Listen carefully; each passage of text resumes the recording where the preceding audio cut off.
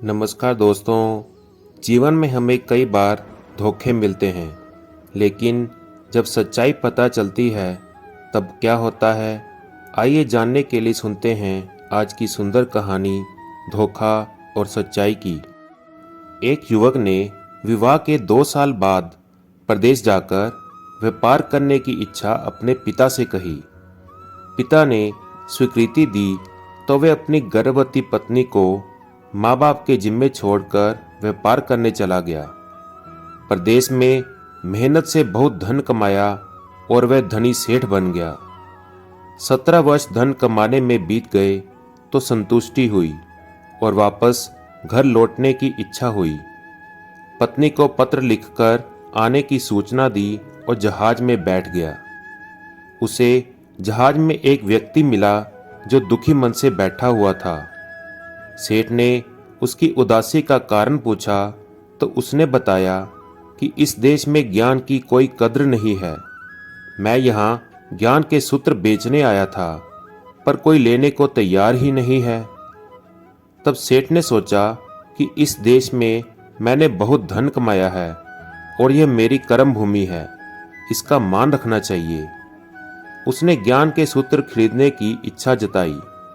तब उस व्यक्ति ने कहा कि मेरे हर ज्ञान सूत्र की कीमत 500 स्वर्ण मुद्राएं हैं। सेठ को सौदा तो महंगा लग रहा था, लेकिन कर्म भूमि का मान रखने के लिए 500 स्वर्ण मुद्राएं दे दी।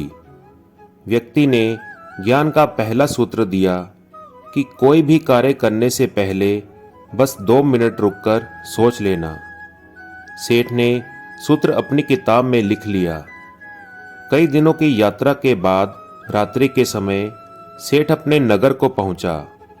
उसने सोचा कि इतने सालों बाद घर लौटा हूं तो क्यों ना चुपके से बिना खबर दिए सीधा अपनी पत्नी के पास पहुंचकर उसे सरप्राइज दूं। घर के द्वारपालों को मौन रहने का इशारा करके सीधे अपनी पत्नी के कक्ष में गया तो वहां का नज़ारा देखकर उसके पांवों के नीचे की जमीन खिसक गई।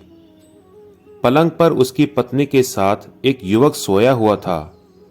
अत्यंत क्रोध में सोचने लगा कि मैं परदेश में भी इसकी चिंता करता रहा और ये यहाँ अन्य पुरुष के साथ, छी! लेकिन इसने मुझे धोखा दिया है, इसलिए अब मैं इन दोनों को जिंदा नहीं छोड़ूंगा। उसने क्रोध में अपनी तलवार निकाल ली और वार करने ही जा रहा था कि इतने में ही उसे 500 स्वर्ण मुद्राओं से प्राप्त ज्ञान सूत्र याद आ गया कि कोई भी कार्य करने से पहले बस 2 मिनट सोच लेना। तो वो सोचने के लिए रुका। उसने तलवार पीछे खींची तो एक बर्तन से टकरा गई। बर्तन गिरा तो पत्नी की नींद खुल गई। जैसे ही उसकी नज़र अपने पति पर पड़ी तब वे खुश हो गई और उसने कहा कि आपके बिना जीवन सूना सूना था। इंतजार में इतने वर्ष कैसे निकाले यह मैं ही जानती हूँ। लेकिन सेठ तो पलंग पर सोए हुए पुरुष को देखकर क्रोधित हो रहा था। पत्नी ने युवक को उठाने के लिए कहा, बेटा उठ जाग, तेरे पिताजी आए हैं। युवक उठकर जैसे ही पिता को प्रणाम करने के लिए झुका, माथे की पगड़ी उसके पैरों में गिर गई। उसके लंबे बाल बिखर गए। सेठ की पत्नी ने कहा कि स्वामी, ये आपकी बेटी है। पिता के बिना इसके मान को कोई आंच न आए, इसलिए मैंने इसे बचपन से ही पुत्र के समान ही पालन पोषण और संस्कार दिए हैं। ये सुनकर सेठ की आंखों से अश्रुधारा बह निकली और सच्चाई पता चलते ही उसने अपनी पत्नी और बेटी को गले से लगा लिया और सोचने लगा कि यदि आज मैंने उस ज्ञान सूत्र को नहीं अपनाया होता तो जल्दबाजी में कितना अनर्थ हो जाता। मेरे क्रोध से भरे वो 2 मिनट सचमुच में कितने खतरनाक थे। मेरे ही हाथों मेरा निर्दोष परिवार खत्म हो जाता।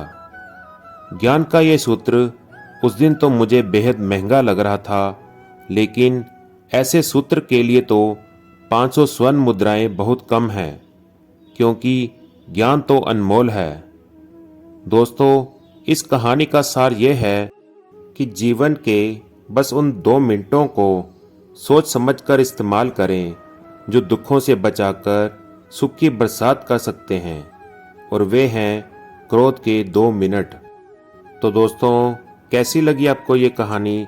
प्लीज़ कमेंट करके ज़रूर बताएं, और इसी प्रकार की अच्छी अच्छी और सुंदर कहानियाँ सुनने के लिए चैनल को फॉलो करना और सब्सक्राइब करना ना भूलें।